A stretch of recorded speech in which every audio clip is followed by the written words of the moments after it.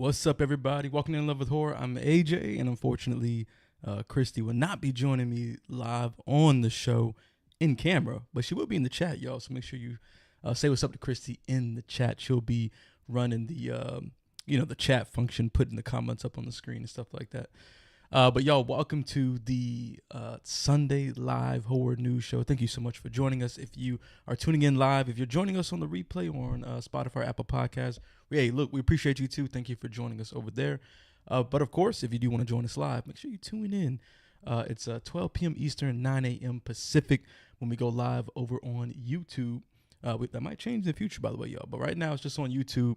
And that's where you can interact with us live and, get your comments on the screen and, actually have a discussion about some of these news topics. Cause I feel like there's always something interesting to talk about. We do got some good ones, today to talk about, y'all. But of course I want to do a little housekeeping while we're letting people join in, y'all. So the first thing I want to mention is that now we have a Discord, y'all. So, from now on, we'll start adding our Discord in the, description of our videos. I'm sure we'll put it over on our links on our social media as well. But come join us on Discord. It's called the In Level Horror Squad. We already got a bunch of people in there. We got a bunch of different channels. So then that's just a good way, to interact with us and be able to, interact with the community and talk about, movies you just watched, TV shows, games, you name it. And then also we put our notifications when we upload videos in there too, because I know sometimes YouTube notifications be messing up. So if you want to be notified when we release stuff in a better way, join us on Discord. We'll notify you on Discord when we upload something on YouTube. But some other things, man, before we jump into the news, y'all. Alien Romulus. Hey, we're gonna talk about it in the news because we always talk about the box office on our Sunday news shows because they usually update like right before we go live. So we'll be talking about that. But I did want to mention that we did a dope screening event this past Wednesday. So that's the day that we watched Alien Romulus. But we had an opportunity to do trivia, hand out prizes for the trivia. Like they had these dope hats right here. You see I got on the Alien Romulus hat. And you can't see it on the back because I don't feel like taking it off because, I ain't shaved my head. It ain't in a nice smooth ball right now, y'all. So I'm going to keep the hat on. But on the back of the hat, it's got embroidered Whaling Corporation on the back. And then they got the logo. It's super fire. But we were handing out those hats for trivia questions if people answer correctly. That was dope.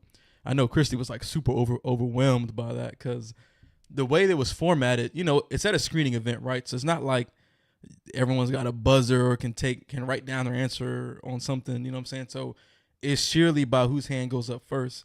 And the folks, the marketing team hosting the event provided us with trivia questions, and I think rightly so. The trivia questions were a little bit easier, so then it's fair for everybody. But as a result, people's hands was going up like crazy fast.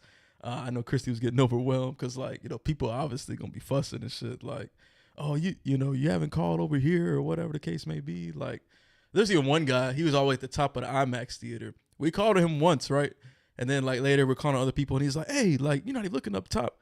We're like, bro, like you got a prize already. You sitting all the way at the top. We looking everywhere. You know what I'm saying? But it was still dope. And then of course we got this dope ass poster out of it, y'all. This is the Alien Romulus IMAX poster. So we gotta put it on display because that's just a fire poster right there. But that was a dope little screening event. Speaking of Alien Romulus, we got a spoiler discussion live panel. It's a live spoiler discussion, y'all, with a dope panel. We got Anthony from Horror While Black. We got Matt from Low Baron Beans Podcast. And we got Brock from Brock Talks Movies. And then we got myself. We're going to all be on this panel talking about all things Alien Romulus with all the spoilery details. So if you've seen the film or if you don't care about spoilers, because I know there's people like that, you can come join us at 7:30 p.m. Eastern, 4:30 p.m. Pacific today. And we'll be doing that spoiler discussion panel. That's going to be super dope, y'all, because I feel like we have a good range of people in terms of like how much they liked or disliked the film. I think it'll be a great conversation. We got all perspectives. So it's not going to be a bunch of people up there like worshiping this movie, like I might. But it's going to be a good range with just a dope conversation about this film. So join us later this evening because that's going to be super dope. So is there? I got my notes here. I got my notes pulled up, y'all. Christy helped type out. So I'm just making sure I ain't missing nothing on there. I think I got everything. But all right, y'all. Now before we get into like the big news, I'm sure you've seen the thumbnail and stuff like that.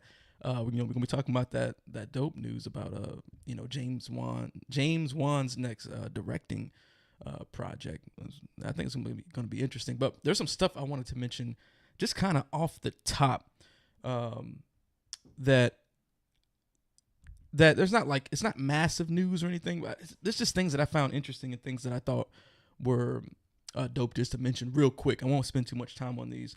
But the first one that I wanted to mention, this just kind of I thought was interesting, and I wanted to mention it off the top, was about Alien Romulus. One thing I didn't realize, and maybe y'all did, but I didn't, was that Alien Romulus was originally supposed to go straight to streaming, straight to Hulu, in fact. Supposedly it was still going to maintain the bigger production value and things like that, but it was going to be a streaming movie. And I guess they made that decision back when, theaters weren't really doing so hot. It was like right after the pandemic. So they were like, oh, it's got to be straight to streaming. And that's not to say that it couldn't have still been dope. Like, we got dope Hulu products before, like the Alien movie, not Alien movie, but, the one that features the Greys, the Gray aliens, was the No One Will Save You, I think it was called, or Nobody Will Save You. That was a really dope movie, and that was straight to streaming. So it's not like it couldn't have been great. But I thought it was interesting that they ended up pivoting to, going to theaters now. And I think Fede Alvarez actually mentions in this article about how hyped the crew was when they finally heard that it was coming to theaters and to the IMAX. And I guess that really boosted the morale of the crew. I think he made a comment of like, man, even the gaffers were hyped that it was coming to theaters. So I just thought it was a kind of interesting thing to point out. We got King Nikki TV in the chat. What's up, Nikki? She said, I wish it went straight to Hulu so I can watch it from the comfort of my home. I think I remember, like, Nikki likes to watch stuff on streaming. So, hey, look, I know people like to watch stuff at home, so I do get it. But I'm telling you, man, this is one of those films that you want to see in the IMAX or just on the big screen at theaters in general. We got A Nightmare on Fear Street. What's going on? They said they also saw all that money they missed out on with Prey. That's a great point, because Prey was another one that was straight to Hulu that was super dope. And you're right. They're probably like, hey, look, like, we got, a great team working on this thing. It's probably gonna make some money, and it's Alien. Like I get it, the rhetoric around, theaters are going away, back then. But I mean, even this year, I think there's been moments this year people talked about, oh man, the theaters ain't what it used to be. But I think people are just being really selective about what they want to watch, because obviously, when it's something they want to see, they come into the theater. Look at Deadpool and Wolverine. I think it's over a billion now. And it's only been out for 3 weeks. We got A Nightmare on Fear Street in the chat that said, I like to watch stuff at home too because I already paid for these snacks and liquor. Hey, look, I feel you on that. You got to pay all that extra fee for the concessions. And hey, look, yeah, it's expensive, man. Like, I know when Chrissy and I go, like, the price is crazy. Hey, we got Michael Anthony in the chat saying, some movies are great to watch with audiences too. Oh, see, yeah, I agree with that too. And this is one of those movies I do feel like, because there were some moments in there where like the audience was letting out like an audible gasp, like, oh, like, the oohs and the ahs. You know what I'm saying? And also just a horror movie in general, I think it's fun with the audience because people be jumping. Like there was one of the ladies that we work with for the marketing team for this event, the screening that we went to for Alien Romulus. Like, she was jumping at everything, and it's, I don't know, just that experience, I think, just heightens the horror movie. Nikki in the chat said, audiences ruin the movie. I mean, I think it depends. Like, if they're doing, like, a whole lot of talking and it's not just genuine reactions to it, then I kind of get what you're saying, but I don't know. I like hearing, like, a whole group of people laughing at something or being scared or something. It just adds to the experience for me, but I just thought that was kind of interesting thing that they did that pivot to theaters, and we will talk about the box office later on at the end of the stream. So we'll see if that actually paid off. I don't know what the budget is. I might have to look that up. But the other thing that I wanted to jump to, y'all, before we get into the main news topic, the one that's on the thumbnail, was this little update that I saw. This is all about the new Final Destination movie, Final Destination Bloodlines. Someone on, I think it was on Twitter, when asked Jeffrey Reddick, hey, like, is this coming to theaters or is it going straight to streaming like one of those Max originals? And Jeffrey Reddick actually responded on Twitter saying it's going to be theatrical. And not only that, it's getting an IMAX release. That is crazy. I would have never expected this to get an IMAX release. Real quick, jump to the chat. We got Nightmare on Fifth Street saying the people who don't understand the quiet part of A Quiet Place, talking about the audiences. Yeah, I agree with that exactly. Like, you gotta, you just gotta be respectful of the people around you. You know what I'm saying? Like, I think a lot of people, because what you do in the comfort of your home is a little different than what you do in the theater, and I think some people just be forgetting that aspect. So hopefully, when we go see Final Destination Bloodlines in theaters, the audience will be a little bit better. But I feel like Final Destination is one of those movies where it plays into audience reaction, because you get these crazy kills. The opening scene is always like the most epic shit in Final Destination. So I feel like it plays into having a big audience who's going to react to everything. But I thought it was super dope that this is getting an IMAX release. Y'all know Chrissy and I are big fans of IMAX. It's expensive as hell.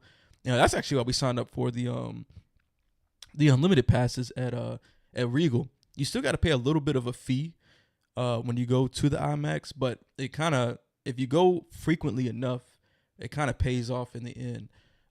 That's why we ended up signing up for that, so we can go to the IMAX a little bit more often and save some money. Because the IMAX is just dope, man. The screen's big as hell. The audio is hidden in the IMAX. You feel it in your chest. And hey, Christy will tell you too, because when we went and watched Alien Romulus, she kept commenting like, "This junk is loud. Like I can feel what's happening on the screen." But yeah, that's just something I wanted to mention off the top was Final Destination coming to theaters, which I'm glad. I want to see those kills on the big screen. I don't want to see it on streaming. Nikki in the chat said, "I paid for a big screen 4K TV.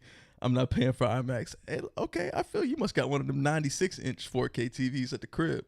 I can respect that. But I don't know. Like, I don't know. You got surround sound at home too? Like, because like I know my audio setup ain't like super good. Like, I don't have like good surround sound. So I feel like I can't get that same feeling I get from going to the theater.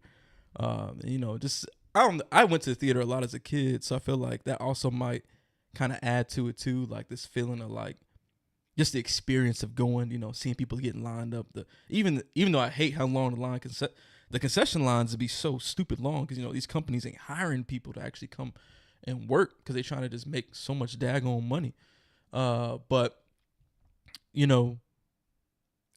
that experience, I don't know, there's something about it. There's something about going to the theater I just really like. It's something special. Even the ride over there, you just get hyped. I'm about to go watch this movie.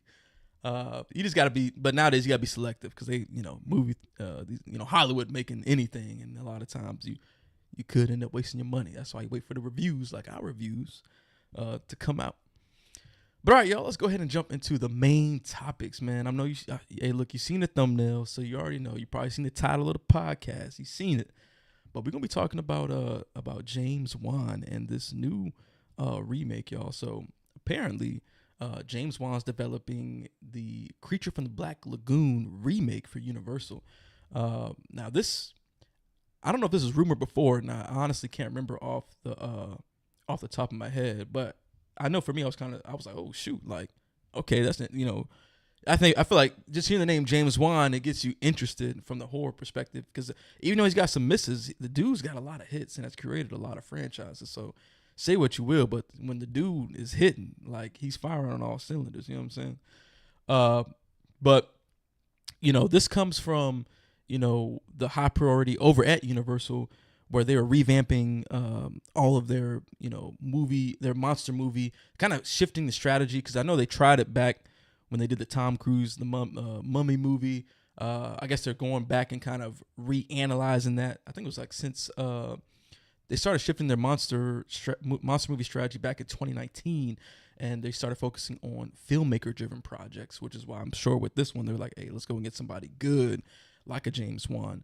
Now, also interesting with this is this will be James Wan's first film that he's directing since he did the merger of his Atomic Monster banner with Blumhouse. So this will be one of the first directing projects under that new merger. Now, apparently, Wan's developing a grounded, modernized retelling that leans into visceral horror while paying respect to the original classic.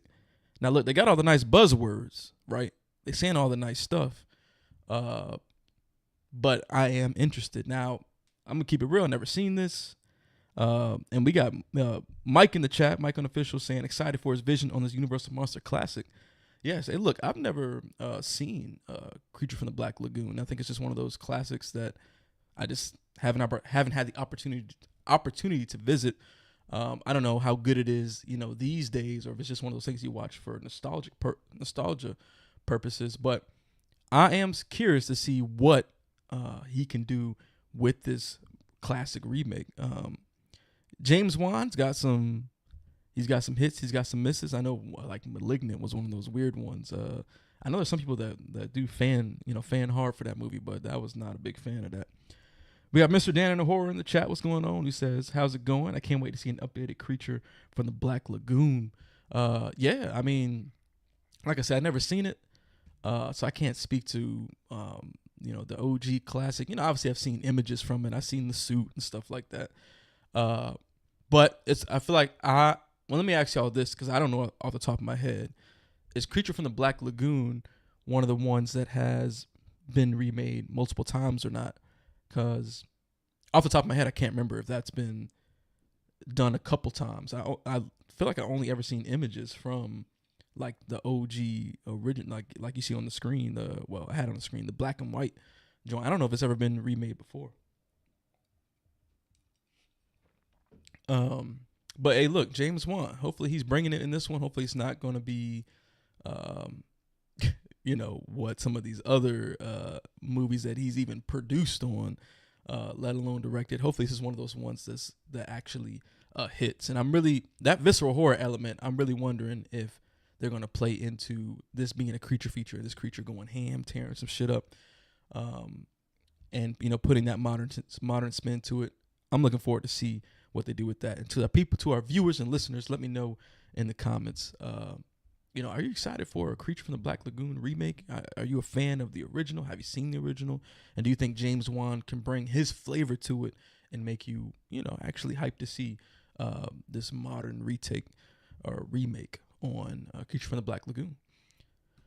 All right, let's jump into the next story. Hold up, before I do that, got a comment in the chat. Mr. Dan in Horror, what he said here, no 3 original movies and an appearance in the Monster Squad. Is it? Okay. I think that they could do a lot with the concept. Okay, yeah. I think they could do a lot with the concept. So it looks like there hasn't been any like remakes or anything like that. So this is a fresh opportunity to do a modern retelling on this one. All right, jumping into the next topic, y'all. This is about a film that I know Christy is excited to see. I'm excited to see it as well, because it's just one of those mysterious, interesting ones. And this one is all about Never Let Go. So it's finally got a release date. So of course, Never Let Go is coming from Lionsgate. It's going to star Academy Award winner Halle Berry in the movie, and it's being directed by, I'm gonna tear this name to pieces because I don't know how to say it. It's being directed by Alexandra Aja, who did Crawl, The Hills Have Eyes.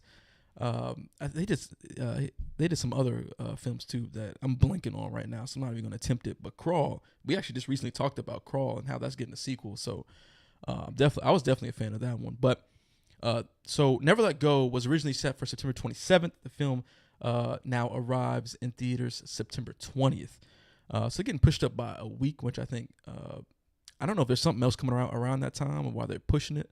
I got to look and see what other movies were coming out around the end of September, because I'm willing to bet that there must have been something either near it and they wanted to give it more room to breathe, so they could try to make a little bit more money, because you don't want to send your movie to the theater to die, which is what some people do. They'll drop a movie. I think it was Twisters even. I think Twisters came out a week before Deadpool and Wolverine, and I think they missed out on a lot of cash, because Deadpool and Wolverine ended up taking all the theaters, IMAX, 4DX.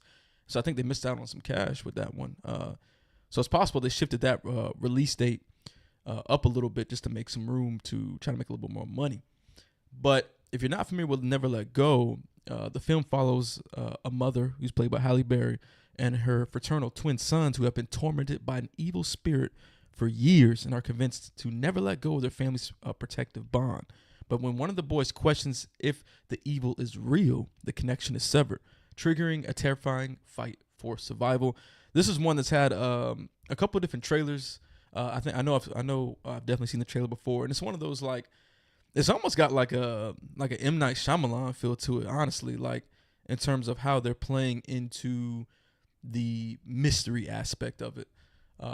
And I feel like I guess I'm really going to it for two reasons. One, Halle Berry, and then two, like I want to see what the mystery is, right? Like, okay, I'm telling you, if it really feels like an M. Night Shyamalan movie with that one. Where I'm like, okay, it's gonna be like a twist, something, it's either gonna be real and it's gonna have some crazy reveal, or it's not real and she's like got mental issues or something like that.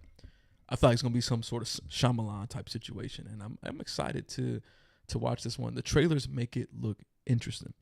But to our viewers and listeners, let me know in the comments, how are you feeling about Never Let Go? Are you excited it got moved up a week? Is there something coming out around that time where it got moved up? Maybe y'all know, y'all remember better than I do. But just let me know what you're thinking about Never Let Go. Now, speaking of Never Let Go, this kind of segues right into the next thing I want to talk about. Of course, we got Fantastic Fest coming up, y'all.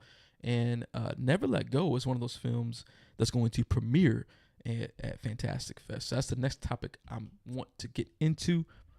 We got Mike in the chat that said Lionsgate is forever on my list for doing the Blair Witch Project cast and crew dirty. But I'm here for Halle Berry. See? Here for Halle Berry. You got to be. But yeah, I'm curious to see what Lionsgate got with this one. I wonder what that shift is. If the shift is a good thing. I also wonder if what the embargoes are like with it premiering at Fantastic Fest too. Because I can't remember if it's, and we'll get into this story here, y'all. But I can't remember if it's on the beginning or the back end of Fantastic Fest. But hey, look, Fantastic Fest, y'all. Of course, is going on in Austin, Texas. It's going to be September 19th through the 26th. It's its 19th year. That's crazy. Chrissy and I are really hoping to attend this one in person, but unfortunately we couldn't make this. But we will be like a remote attendee, so we will be kind of following what we can follow remotely. Of course, we won't get to see all the cool shit, but it's all good. But Fantastic Fest is going to have 28 world premieres, 23 international and North American premieres, and 15 U.S. premieres. That's crazy, y'all.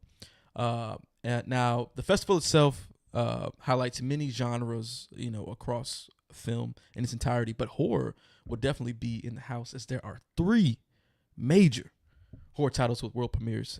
So the 3 that there's others, but the 3 like big ones that people are really talking about that they can't wait to see are Terrifier 3, Never Let Go, and that brand new VHS movie VHS Beyond, which I'm excited for. That's that sci-fi anthology one. Now I'll read you a list of some of the other horror films that are gonna be there as well, premiering. So some of the other films include MGM Studios and Blumhouse's House of Spoils, Neon's Anora, Paramount Plus's prequel to Rosemary's Baby, Apartment 7A, Sony Pictures International Productions ghost comedy Dead Talent Society, A24's dark comedy A Different Man, and What Happened to Dorothy Bell, a terrifying found footage film from writer-director Danny Villanueva Jr. Also there, and this is kind of crazy. This lets you know how quick time be moving. This is also the 10th anniversary of The Babadook. So they're going to do a 10th anniversary screening of The Babadook at Fantastic Fest as well. Y'all, that is a crazy amount of premieres and just a crazy amount of horror showing up at this festival. Man, I really wish I could be there in person, because there is some amazing stuff. Like, obviously, I want to see the big ones, right? Terrifier 3, Never Let Go, and VHS Beyond. But I really wanted to see that Apartment 7A Rosemary's Baby prequel, because it sounded really interesting, especially when we got that big piece from, I think, the Hollywood Reporter or something like that not too long ago that made it sound really good. Mike, unofficial in the chat, said, give me all the found footage movies. I agree. I love found footage movies. Give me all the found footage movies, especially one that is, they're kind of hyping up. I did look up Danny Villanueva Jr. It looked like they did a bunch of like short films. It didn't seem like it wasn't any that I directly recognized. I don't think it wasn't fully. I didn't fully get a chance to dive into everything, but I couldn't remember if I had seen any of those horror films off the top. But they must have been really good because I know it's a lot of talk about this new terrifying found footage movie. But just like Mike in the chat said, always here for found footage movies. Like, it's one of those things that never gets old, and you can do so many creative things with found footage that it's one of those subgenres that can live on forever, because seeing people get, fucked up in like first person camera view, like, hey, look, you can't beat it. You know what I'm saying? And there's something real, and when it's done right, there's something real and genuine that feels good when you watch it. And then it's also good for like indie filmmakers, right? Like you can have the lowest budget, the lowest of the low, and still make a dope found footage film. So yeah, my love for found footage will never go away. But yeah, man, that list of movies that's gonna be a Fantastic Fest is crazy. So if you're going to Fantastic Fest, you are in for a treat if you're a big horror fan, because there is a crazy amount of films that you'll be able to tune into. Wish we could be there. I don't know if any of these will be filming or streaming remotely. I highly doubt it. I highly doubt that most of these will be on the remote remote option. But if some of them are, I'll be very, very, very excited. But if you're going to Fantastic Fest, let me know in the comments how hyped are you to see some of these horror films. Even if you're not going, which ones are you really looking forward to that you can't wait to watch, whether they're coming to theaters or streaming? Drop your thoughts in the comments, y'all. All right, so let's go and let's start talking about, let's shift into focusing on some more upcoming horror films, y'all. And this is one that I know Christy is really excited about. And this is the Strange Darling film, y'all. This is the one that features, that stars Kyle Gallner and Willa Fitzgerald. It's the film that's about a one-night stand that becomes this like twisted murder spree. Looks super interesting. The trailer made it look very like thrilling and seductive and just crazy. You know what I'm saying? But Strange Darling had it premiered in an early Q&A screening this past Wednesday, and the feedback out of that was really good. Like people were really speaking very highly of it, and I wanted to go to the Rotten Tomatoes on the screen here. This Rotten Tomatoes site is kind of, because it's zoomed in. Let me try to zoom out so y'all can see it a little bit better. There we go.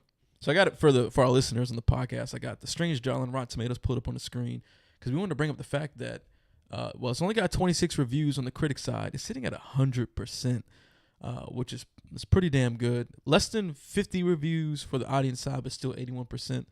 So people are speaking, really highly of this thing. Now, we always, take the early screenings, with, I wouldn't say with a grain of salt, but with a little bit of hesitation, right? With a little bit of caution. Because I feel like sometimes, people go to these early screenings and they get the opportunity to be, introduced to something before everyone else can see it.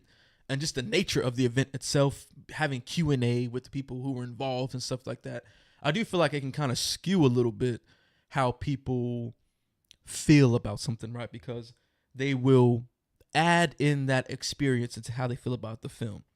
And that's fair. You know what I'm saying? It happens. You get caught up in the whirlwind of the excitement. So I'm always cautious about the initial reviews, but either way, 100% is still kind of wild. You would expect at least one of those 26 people to not like it. But hey, look, I'm still excited to see this one. Like I said, the concept is good. The trailer made it look very interesting. It releases on August 23rd, so we really don't got that much longer to wait. It's next week before we'll see this film. But wanted to mention that one, Strange Darling. Excited to see that, and it's getting some good buzz. So we'll see if it lives up to that buzz, y'all. Drop in the comments how excited you are about Strange Darling. Now moving on to another upcoming piece of horror content, something that's coming out soon. We got that series that's coming out to Peacock, horror series called Hysteria. So they recently had a teaser. This will air on Peacock on October 18th. So if you haven't had a chance to check that teaser out yet, Hysteria is it's set to tackle the era of the satanic panic, and I'll go into some of what that is, what satanic panic was, if you're not familiar. So I can't talk today, y'all. The satanic panic is a moral panic consisting of over 12,000 unsubstantiated cases of satanic ritual abuse starting in the United States in the 1980s, spreading throughout many parts of the world by the late 1990s.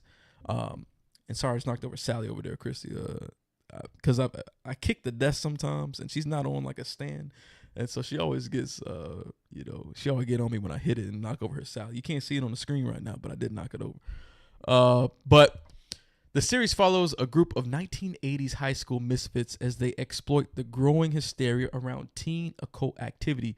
It's written and executive produced by Matthew Scott Kane, who did Stitchers, and David Goodman, who did The Orville. And just some more synopsis information for Hysteria. Diving into what they've been saying about this. This is coming from the Hollywood Reporter. Hysteria is about both sides of that generational fear that kids are up to something nefarious when left to their own devices. Writers and executive producers Matthew Scott Kane and David A. Goodman said in a statement, "It's about the thrills of being young, rebellious in spirit, and aspirational at heart, and the horrors of growing up and realizing that the world you thought you knew has shifted beneath your feet. Our hope is that parents and children," and they put in parentheses, "of the appropriate age, of course, can enjoy the chills, the laughs, the music, and the heart of Hysteria together. Growing up is scary. So is parenting." It's interesting. I think covering the era of the satanic panic is going to be super dope. Obviously, during that era, like, people thought everything was satanic, right? Like, Pokemon, Dungeons and Dragons, Magic the Gathering, Harry. This is a little bit later, right? This is going towards the end of satanic panic, but I feel like it kind of followed into this era too, with like Harry Potter and shit like that. Because I knew people have friends that were like, "Oh, I can't watch those movies, or I can't play a Pokemon cards, can't do none of that stuff because it's all demonic." You know what I'm saying? But yeah, during that whole I would say decade to 15-year stint, like, I feel like everything was satanic. So it's cool they'll cover this topic. I think the teaser was interesting. Obviously it had that nice 80s flavor to it. You know what I'm saying? Like, she had her little Walkman on. She was dancing in the kitchen and stuff like that. Like, it's got the vibe right. Now it just needs to deliver on the story and the horror. This is one that I am definitely excited to see. And again, that's called Hysteria, y'all. It's coming to Peacock on October 18th. Go check out the teaser if you haven't seen it. It looks like it's going to be a good time. Now, staying with Peacock, they got another show coming out, y'all. And this one is called Teacup. So Teacup is... Hold on, let me make sure I get this right. Yeah, Teacup is based on a 1988 sci-fi horror novel called Stinger. Now, Teacup follows a disparate group of people in rural Georgia who must come together in the face of a mysterious threat in order to survive. According to Peacock's official log line, there isn't a lot else to go off. Let me read that again. There isn't a lot else to go off of for now, as there hasn't been much press about the show. But it's coming out on Peacock on October 10th, y'all, and it's directed by E.L. Katz, who did Channel Zero and The Haunting of Bly Manor, and it's written by Ian McCulloch, who did Yellowstone and Chicago Fire.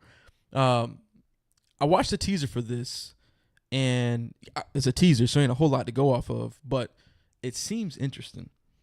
A Nightmare on Fear Street in the chat said, "I want Teacup so bad, even if it ends up being bad, I'm fighting someone." Yeah, hey, look, I feel you.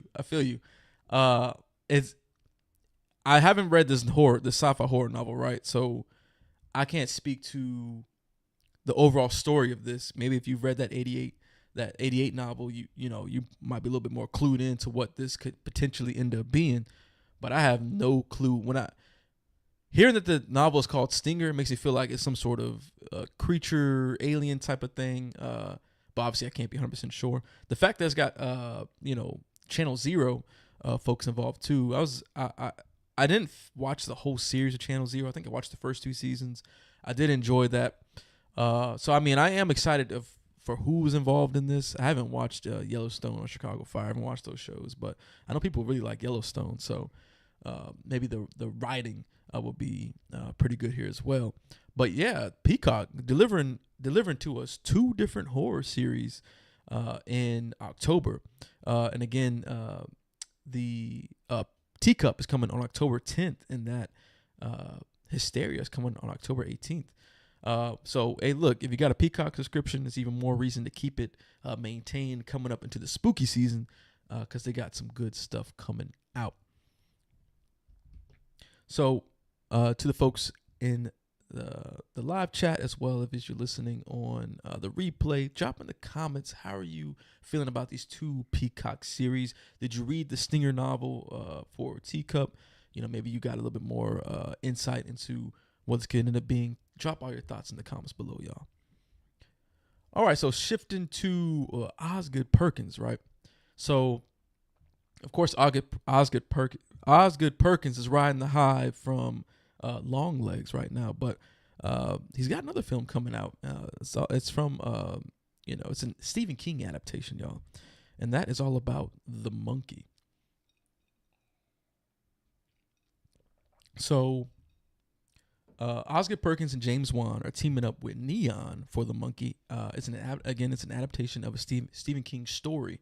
They did just recently drop a teaser for the monkey. And I mean, when I say it's a teaser, it is a teaser, y'all. Like, you really don't get nothing in this except toy monkey footage and then someone covered in blood. That's pretty much about it. But there will be blood, which I think is dope. Hopefully that kind of speaks to how gory this has the potential to be. But let's talk about the monkey, right? So in the monkey, when twin brothers Hal and Bill discover their father's old monkey toy in the attic, a series of gruesome deaths start occurring all around them. The brothers decide to throw the monkey away and move on with their lives, growing apart over the years. But when the mysterious deaths begin again, the brothers must reunite to find a way to destroy the monkey for good before it takes the lives of everyone close to them. So the monkey's coming out. It's releasing to theaters on February 21st next year.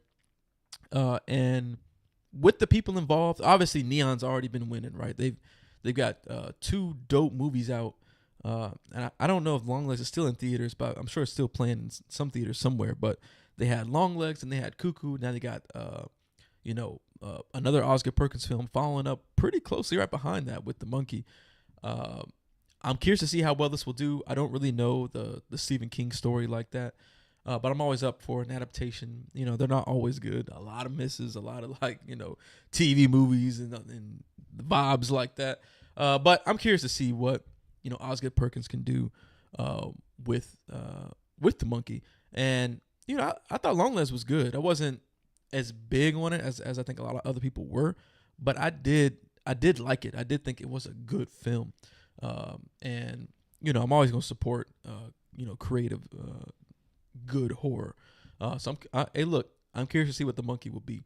Now, maybe the Stephen King story pretty good, so maybe you can tell me in the comments if you're excited about this adaptation and just the people that are involved in general. But let me know your thoughts about let me know your thoughts about the monkey in the comments below, y'all. I don't know why. It hasn't even been a long weekend, but I can't talk for some reason. All right, y'all. So let's talk about a movie that's coming to theaters next week, right? So we got to talk about this film, Stream. So we recently did a trailer reaction to Stream on our channel, so go check that out if you haven't seen it. But it is being made by the folks that did Terrifier. It's got an iconic cast of horror people, from Jeffrey Combs to Tony Todd, and go check out our reaction because the trailer made it look fun. Obviously it's got the indie film vibes to it heavy, but you can tell that it's an homage to horror and just having a good time with horror. Damien Leon helped with the special effects, so the effects is gonna be crazy in this. But yeah, it's coming to theaters, which I thought was super dope. But the director Michael Levy posted on his Instagram that early ticket sales are low, and some theaters may pull the film. So, and I'll switch to that Instagram post on the screen, right? So, if you're interested in seeing this film in the theaters again, that stream, right? And it's got some great people involved, from the performers to the crew. If you're interested in making sure this film comes to theaters and being able to see it in your area, then you're gonna have to go support the film. I was actually kind of surprised. I didn't know theaters did this, but I guess theaters are theaters judge some indie projects by like pre ticket sales. I didn't think that was a thing, but I guess it is, because the director took to Instagram to say that. So it's super sad, unfortunate to hear. But hey, go out, support this film, y'all. If you want to see it, come to theaters, go support it. Go buy some pre-sale tickets so they can make sure that we want indie horror projects in the theater. I don't know if we got our tickets already or not. I'd have to ask Christy, because she normally gets the tickets for us. But if we don't have them, we definitely about to get them. But damn, man, that's crazy to hear. And it's also kind of wild too. And I wanted to mention this as well, because we got that Steamboat Willie movie that's coming out, which was if you don't know what Steamboat Willie is, it's like the OG version of Mickey Mouse. But they got that Steamboat Willie horror movie coming out, and apparently the teaser trailer for Steamboat Willie was actually going to debut in theaters exclusively before the screenings of Stream from August 21st to August 25th. And so, hey, look, if you want to make sure you see that preview too, that's even more reason, I think, to go out and cop some pre-sale tickets. Now, speaking of Steamboat Willie, let's talk about that for a little bit, right? So this teaser trailer, the article mentions that the special preview offers the first glimpses of the twisted reimagining of Steamboat Willie. It features David Howard Thornton in this, which of course stars Terrifier series Art the Clown. Now, Steamboat Willie, if the film follows a group of New Yorkers on a late night ferry ride that turns deadly when a mischievous and murderous mouse begins a rampage targeting unsuspecting passengers.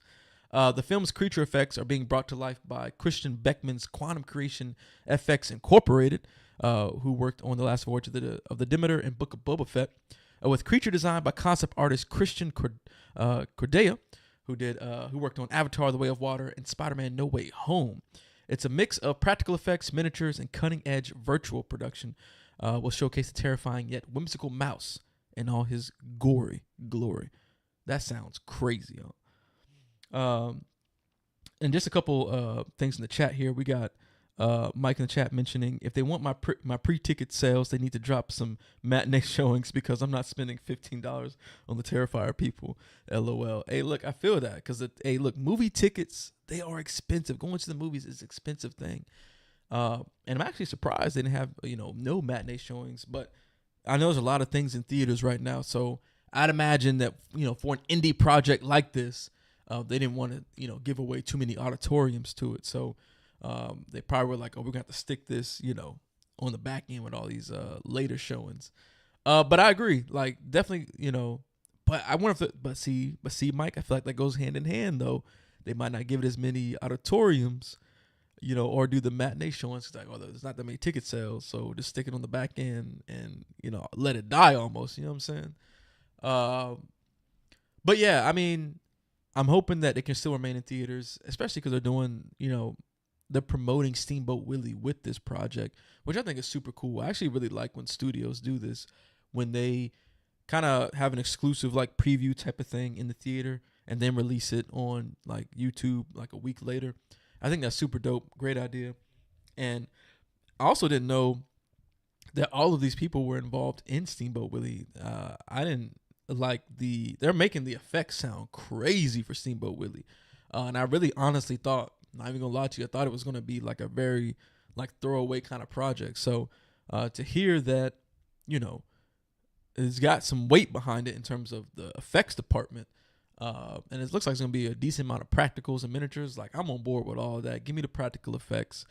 That's one thing I was really glad to see in Alien Romulus, was all those practical effects. And if you, I think it was over on Instagram, they even got some footage from behind the scenes. We see a lot of the practical effects that they use.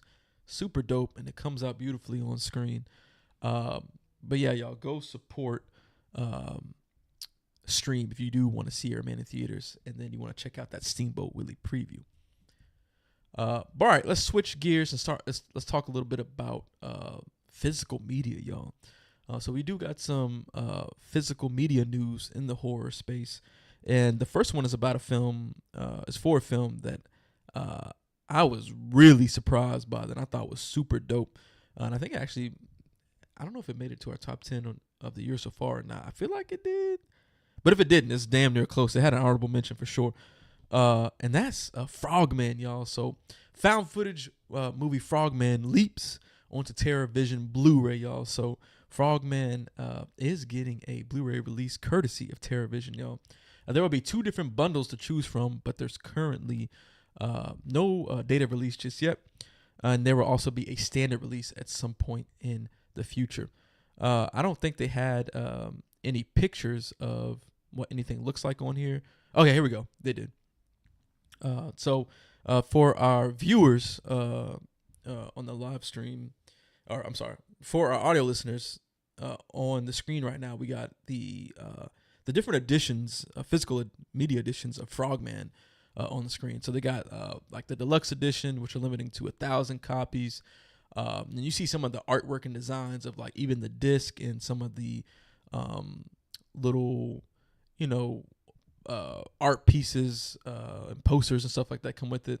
The slipcase even looks super dope, like, and the rigid box looks super dope too. Oh, we got Michael Unofficial in the chat who said that they pre-ordered the collector's bundle. That's what I'm talking about. Hey, Frogman is dope. Frogman fucks. Hey, look, Frogman Collector's Edition, right? This is the one Mike's talking about in the chat, y'all. Limited to 100 copies. You see all the stuff that comes from right now on the screen. It comes with like stickers, CD soundtrack, postcards, the different, of course, the different booklets and slipcases and box that comes from the other packaging, but it also includes a brochure, which I think is a super dope concept, coffee mug, and then you get to pick, your choice of shirt, and one of them says MILF. Man, I love Frogman, which I think is kind of funny. But y'all, this is dope to see. Frogman was a complete surprise to me. It is a dope creature found footage film. Like, it was so shocking. Like, I still remember, like, when we sat down and watched it, we had rented it over on I think it was Vudu, for a few bucks, and it was like, okay, like, I'll pay a few dollars and see what this is all about. And y'all, we were so shocked. I was like, damn, this was a good movie. Like for it to be as low budget as it was, the effects were crazy. And one thing I always say, right, when it comes to found footage, one of the things with found footage is the payoff in the end. Found footage always builds up to some massive payoff. And I feel like Frogman, like, the payoff, that conclusion was just crazy. Like, I wasn't even expecting the directions they took in. It almost it started getting to some like alien territory with this shit. But Frogman is dope. I'm so glad it's getting a physical release. And if you're curious about the pricing of that, so if you get the deluxe edition, which is limited to 1,000 copies, it's $40, and it comes with some of the stuff I mentioned, like the cool embossed slipcover, the booklets, soundtrack, postcard, poster. But if you want that collector's edition like Mike got, that's going to run you $68. Again, limited to 100 produced copies of this. And it comes with all the extra stuff, the stickers, the brochure, the postcards, mug, and choice of t-shirt. Not bad pricing. Definitely worth it if you love Frogman. We got a Nightmare on Fear Street in the chat saying, I love Voodoo because they be giving the low prices. They do. That's why we rented Frogman. It was for the low. And it turned out to be worth every single dollar that we spent. Frogman is dope. So if you like it, go pre-order those physical editions, y'all. They're actually super dope physical editions for sure. And the last thing I wanted to mention in the physical media space, of course, I mentioned that the Babadook was getting a 10th anniversary screening over at Fantastic Fest, right? And it's also going to be returning to theaters as well on September 19th. And it's going to feature an exclusive filmed Q&A with Jennifer Kent, who is the writer and director of the Babadook. But also with this, IFC Films is bringing the Babadook back to DVD and Blu-ray on October 22nd of this year. You can pre-order it now over on Amazon. And the 10th anniversary release of this includes over 2 hours of bonus content. I couldn't tell you what all that content includes, but I know there's some really big fans of the Babadook.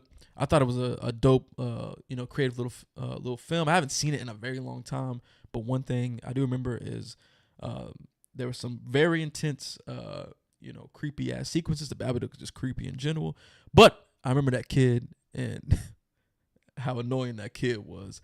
Not like as a performer, but the actual character of that child. And I commend that woman because, as a parent myself, I don't even know if I could survive, my kid is going crazy. Like that kid was something else. But yeah, y'all, the Babadook, if you're a big fan of that, is, not only is it going to be screening over at Fantastic Fest for the 10th anniversary, but it is coming to theaters next month on September 19th with that dope Q&A. And then on October 22nd, you can cop that re-release of the physical version with all that bonus content. Hey, look, that bonus content, the behind-the-scenes shit, you can't beat that type of stuff. But that's it for our physical media section, y'all. Let's go ahead and shift and talk about horror games now, y'all. So we got some horror game news. We got 2 pieces of news that we wanted to cover. The first one is the biggest piece of news, y'all. This is major right here, y'all. So we're getting 2 Halloween games, y'all. So we're getting 2 games based on the 1978 horror classic Halloween, and they're both coming from the game the game studio Boss Team Games. They're the ones who did that Evil Dead game. Before I dive too much into that, did want to shout out A Nightmare on Fifth Street in the chat. He was mentioning the Babadook. It went off on the screen, so I get a chance to see it. There's a little bit of lag between YouTube and the comments. But anyway, so 2 new Halloween games from the people who did the Evil Dead game. The Evil Dead game was kind of like, I think it was, I never played it, but it looked like it was in the vein of those, asymmetrical type horror games. You got people playing as, the villain side, and then you got people playing as a survivor side, right? You got the Deadites and, the cast of people trying to survive. So they're the team that did that kind of game. It's kind of like the Dead by Daylight and stuff like that. I know that game had a lot of issues, bugs wise, but I do remember people really liking that game a lot. It had a very, very big core fan base that really loved that game, even in the midst of it not getting no longer getting support and updates or something like that. I think they kept the servers open, something like that. But I know people really liked it. But one of the dope things about the 2 games we're getting is that one of those games is going to be an Unreal Engine 5 game with John Carpenter being intimately involved. And John Carpenter actually mentioned in this article from IGN, he talked about, and here's the actual quote. I found the quote. He says, and I quote, this is from John Carpenter: "As a huge gamer myself, I'm thrilled to help bring Michael Myers to life again in this game, and my hope is to scare you silly." And again, he's going to be intimately involved in the project. Now, there's no, major news on what exactly the game is going to be, but here's a statement that came from the official release of this news. And IGN reads, "According to the official release, the games will allow players to relive moments from the film and play as classic characters from one of the most iconic and important horror films of all time. The 2 new games are being developed in association with Compass International Pictures and Furtherfront, with the Unreal Engine 5 project still early in development." This is exciting, y'all. I think that a Halloween game can work really good. And the fact that it's Unreal Engine 5, and I'm sure y'all seen Unreal Engine 5 games before. I'm sure you've seen those tech demos. They got that Black Panther, Captain America Marvel game coming out. This Unreal Engine 5. And have you seen that footage? That shit looks like a movie. The graphics are crazy. Hey, look, Christy will tell you too. When the footage of that game came out, I had to show her because I was like, you won't even believe what this shit looks like a movie. Like, it looks real, and it's a game. So the fact that they're gonna have Halloween be in that technology, they could really go crazy with this. A Nightmare on Fear Street in the chat says, John better get back on that Casio because I want to shimmy while I play. Hey, look, yeah, he do. He gotta bring us some good music to the soundtrack for these games, especially if you're gonna be reliving iconic moments. Hopefully he gets on that Casio and puts out some absolute fire for the soundtrack of these games. And that's kind of it for like the news on that particular game. I'm kind of disappointed that they didn't give us a little bit more details, but maybe it's so early that the details of it could change. A Nightmare on Fear Street in the chat also says, if we lost our shit for the Halloween puzzle game, then this is about to ruin lives. And yeah, that's facts. Yeah. Because you're right. There was like that. Was that a mobile one? Because I do remember seeing some sort of like. I feel like it might have been mobile. I don't know. Halloween related stuff, because they be doing some of these franchise properties dirty and giving us like lame ass like mobile games and stuff like that. But hey, we are currently on the road to get like a full-fledged shit gonna be on Xbox, PS5, PC type full Halloween experience.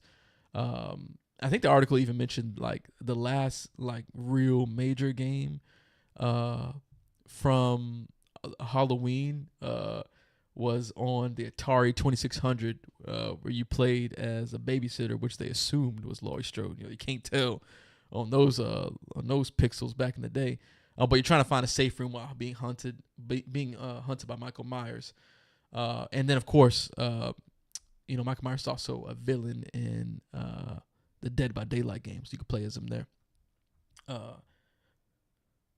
And said A Nightmare on Fear Street said, yeah, I'm on level 1092. So obviously, hey, look, they've been putting in work on that mobile game. Is it one of those games you got to pay money? Because I feel like a lot of these mobile games you got to be paying for stuff. Mike Unofficial said it was Halloween Candy Crush. Okay, see, yeah, I remember. I knew it was a mobile game. And hey, look, the sad part is, right, those mobile games make stupid money.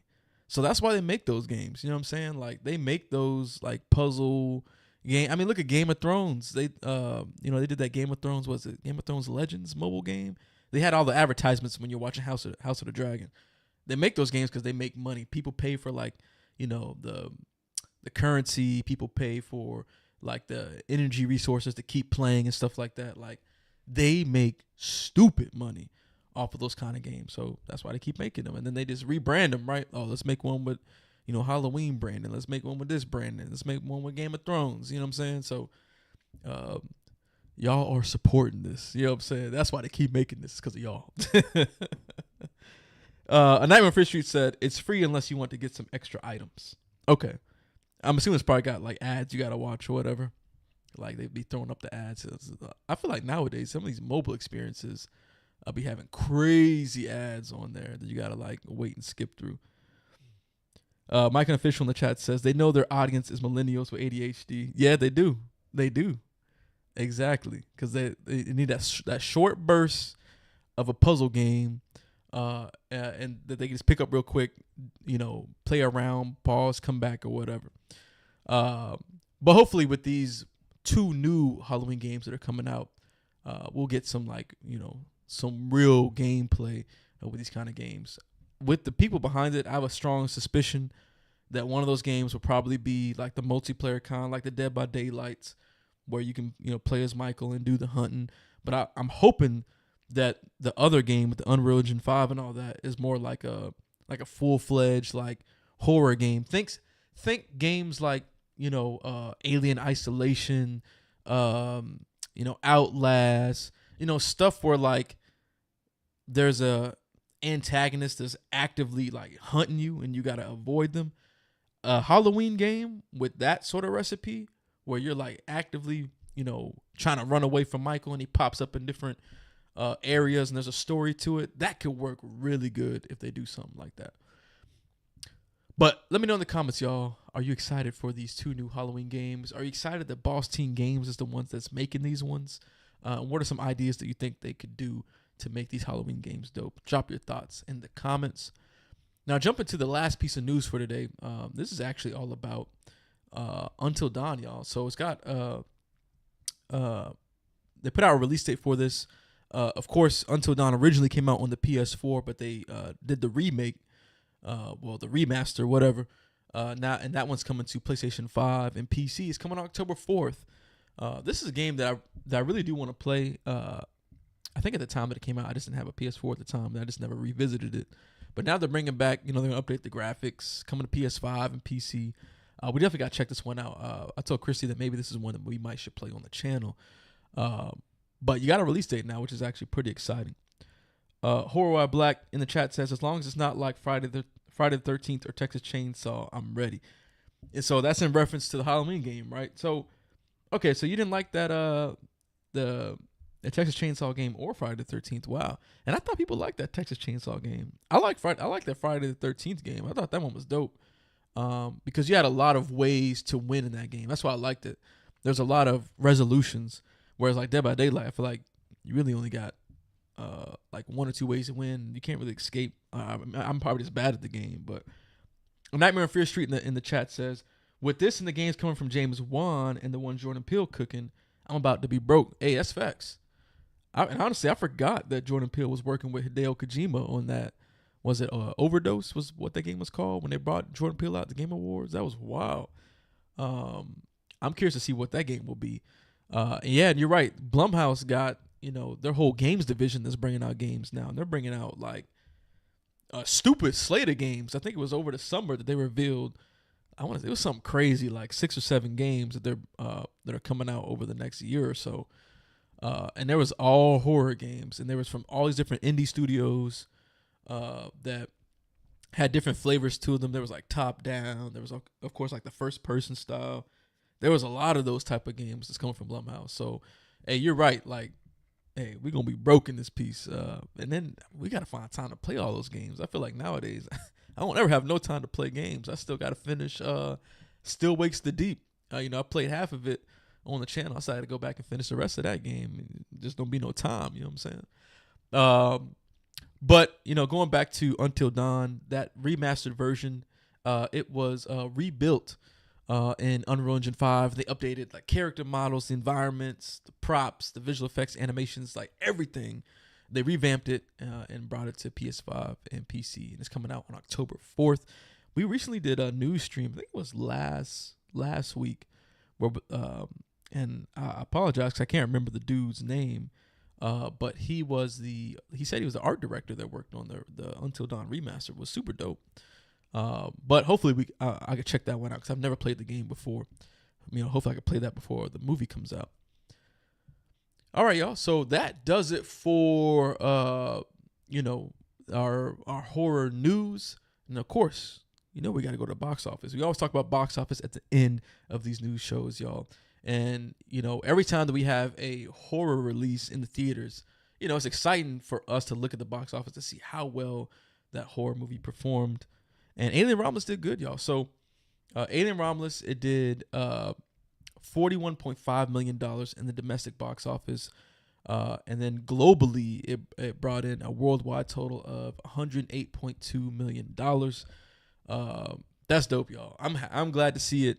Obviously, as a fan of the movie, I'm happy that it made some good money. And it's also a record opening for Fede Alvarez and Kaylee Spaney. And it's a second best opening for the franchise, which I thought was super dope too. So it's doing really well. I don't know if in this article they mentioned how much this film cost to make. I'd be curious to see, exactly how much, if it's putting it on track to make a profit or not. But I'm glad to see either way that it's doing good. Because you want horror movies to do good in general because that helps us as fans get more of these types of films. Jumping into some other box office news. Trap currently worldwide is sitting at almost 50 million. Cuckoo domestically right now is sitting at 4.5 million. Longlegs worldwide right now is sitting at 96.62 million. And that's all the horror movies that have been out theater-wise right now. So horror is doing pretty decent, I feel like. box office wise. I feel like the Cuckoo one is, I think, the one I'm most disappointed in, because I feel like it deserves way more than $4.5 million because it's such a dope film. But Neon didn't really push it. They didn't really market it like that. So I'm kind of disappointed in that aspect. A Nightmare on Fear Street says, it was so close to perfect, and Fede needs to call a friend so he can finally get uh, finally get a full 5 stars. A full 5 stars. Yeah, I agree 100%. Like, it was damn near perfect for me. And if y'all tune in, stay subscribed. You know, we got that panel discussion going on with everybody later today. You'll get to hear, you know, everybody talk about in spoiler details, like, you know, how they feel about the film. Chrissy and I, of course, did a review of this over a non-spoiler, spoiler-free review on our channel, so you know how we feel about this film. We also rated it on Letterboxd too. A Nightmare on Fear Street said in the chat, Cuckoo deserved the push they gave Immaculate and Long Legs. I agree 100%. And honestly, I like Cuckoo more than both of those films. I like Cuckoo more than Immaculate and Long Legs. I thought Cuckoo was excellent. Like, Cuckoo was so dope. It surprised me. It was a dope story. The performances were really good. It was just really creative, and there's something that felt really unique about it. Don't get me wrong, Long Legs, it felt unique too, but I don't know, Cuckoo just felt like something even more special. A Nightmare on Fear Street in the chat says, I had 3 issues with Alien Romulus that sent me to hell. It's so good, but those issues got me like, and he put the eye emojis on there. Hey, look, join us on the spoiler discussion later so you can actually put those spoilers in the chat, because I'm curious what those 3 issues were. Because I think most people, even if they really like the movie like myself, kind of know where some of the issues lie, and then it's just a matter of, are you on board with overlooking it or not? And that's the type of stuff that we're definitely going to get into on the spoiler discussion later today. A Nightmare on Fear Street said, same. It's my favorite movie. Just talking about Cuckoo. It's my favorite movie Neon put out this year, and they acting like Hunter and Dan don't deserve the attention. 100%, I agree. Cause Hunter Schafer was excellent in Cuckoo, man. Like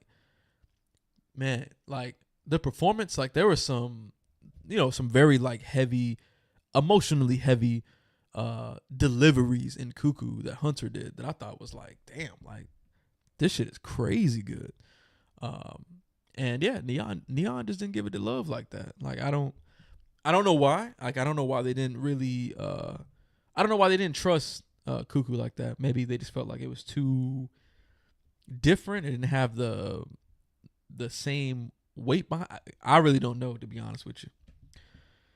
Mike Unofficial in the chat says, I saw no issues until someone brought it up to me, and I was like, I'm okay with it. LOL. Talking about Alien Romulus, and yeah, I've listened to and watched a number of different reviews on Alien Romulus, and even the ones where people disliked it. And I'm telling you, it's one of those situations where it's like, I see why they didn't like it. Right, I get it, but it didn't bother me. You know what I'm saying? A Nightmare on Fear Street in the chat says, I have 3 for you when we start talking spoilers Wednesday, Mike. I have thoughts. Okay. So they got some thoughts on Alien Romulus, the spoiler filled stuff. Mr. Dan and Horace said, would you be interested in watching and discussing the original Creature from the Black Lagoon? Yeah, I'd be interested in that. I've never seen it before, so one, it'd give me a reason to watch it, and then 2, I'd love to discuss that. And revisit like an old classic. And we watch old classics. You always got to look at it with a certain lens. Depending on what kind of film it is, especially like the horror films, because they had to work with what they got back then, and sometimes it's not always the best to look at. But if the story works, it won't really matter. But yeah, I'm curious to see what this Creature in the Black Lagoon is like. I don't even know what the rhetoric around it is. So, Mr. Dan, let me know. Just hit us up and let me know. I love to talk about the Creature from the Black Lagoon, especially with the remake on the horizon. Well, y'all, that pretty much wraps up the live Sunday horror news show. If you've been watching with tuning in live, hey, look, I appreciate y'all so much tuning in with me live through the whole news section. And I appreciate all the chats and comments that y'all brought in, making the conversation more interesting. And it's conversing. It's just dope to talk to the community about some of the things that are upcoming in the horror space. So I appreciate all y'all's contribution in making this an even better horror news live stream. If you watched on the replay, just a reminder that we do these every Sunday at 12 p.m. Eastern, 9 a.m. Pacific. Come join us live so that you can contribute and add and elevate the live horror news show that we do every Sunday. But we still appreciate you tuning into the replay, especially if you're over on Spotify and Apple listening to the podcast over there. We appreciate y'all as well. And Spotify, hey, look, Spotify got comments now. And I think we got a couple on some of our other ones. But, please do add comments on that Spotify. Mike Unofficial said, my favorite part of Sundays. Hey, Mike, man, we appreciate that. Thank you so much. We love doing this on the Sundays. We love having people join us and just talk about, upcoming things in horror and just having a good time. Like, it's super dope. We love doing it. We appreciate that we could be a good part of your Sunday. For the people that work on Mondays, like if you're like me, you got the Sunday scaries. You're like in anticipation, having anxiety about, damn, I gotta go to work tomorrow. This is a nice distraction. You know what I'm saying? It's set, and for us, we're on the Pacific time. It sets the start of the day, so it's super dope. A Nightmare on Fear Street said we need a cousin calendar because it's more fun to see things in real time. But like a lot of filmmakers, I don't understand how time works. Yeah, we definitely gotta put up something to lay out everything for the different live streams. We got Maribel Tostado in the chat saying, first time, glad I didn't know about Steamboat Willie, Frogman, and the prequel to Rosemary's Baby. Maribel, thank you so much for joining in for the first time on the Horror News live show. We appreciate you tuning in for the whole one. Again, we'll be back next week, Sunday. And we do save the replays on YouTube and as well as dropping them on the podcast channels. So shout out to Maribel for being for the first time joining us. Just as a reminder before we fully close out, that we're doing our panel spoiler discussion of Alien Romulus later on today. That's at 7:30 p.m. Eastern, 4:30 p.m. Pacific. It's gonna be myself, Anthony from Horror Wild Black, Matt from Low Bear Beans Podcast, and Brock from Brock Talks Movies. It's going to be a dope conversation, y'all. I feel like we got a good amount of perspectives to look at the film at all the different angles, talk about all the spoilery details. So if you couldn't talk about it, the spoilers on this chat, come later on. It'll be a spoiler-filled conversation, and you get to hear exactly what I think about some of those different moments. And it's going to be interesting because there's one particular thing that I think has a lot of people, up in arms, and it's really it's going to be interesting debate, especially when you read different contexts around different things and some of the stuff that Fede has said in interviews. It's going to be super dope. So again, come join us later today, 7:30 Eastern, 4:30 p.m. Pacific, for that spoiler discussion on Alien Romulus, y'all. Again, thank you to everybody who tuned in. Thank you for your support. And that's it for the live horror news show. This has been In Love with Horror. I'm AJ. I'm out. We'll see you in the next one. Peace.